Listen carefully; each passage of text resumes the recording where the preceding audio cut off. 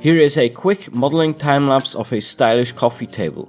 You can get this model for free for at least the entirety of January 2025 over at OpenSplit.com.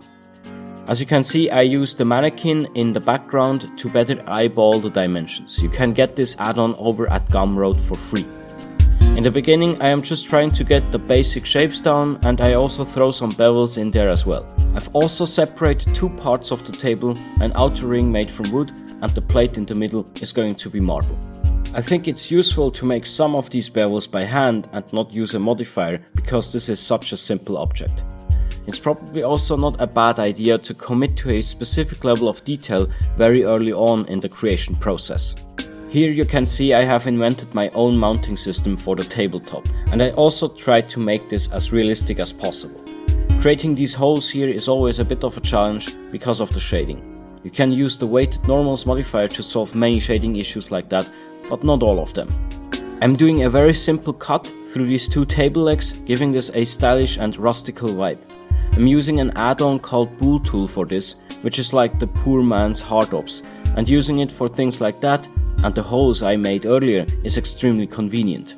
Next up, I had to design these small pads that protect the floor from scratches.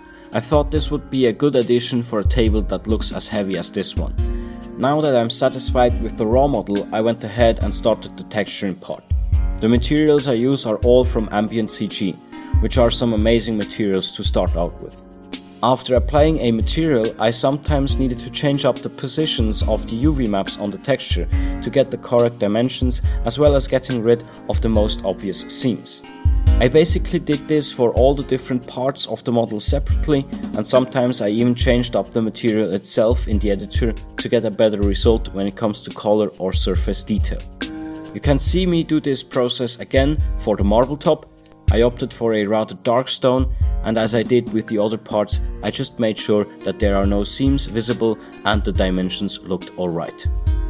Here I had to create the second UV channel where all the materials will be baked onto. To get the optimal distribution of UV islands, I used the free add-on UV Packer and also moved around the UV maps by hand to get the best result.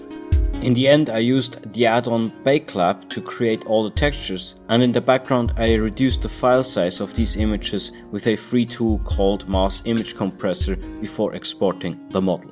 The last part, at least for me, was to upload this on OpenSplit.com.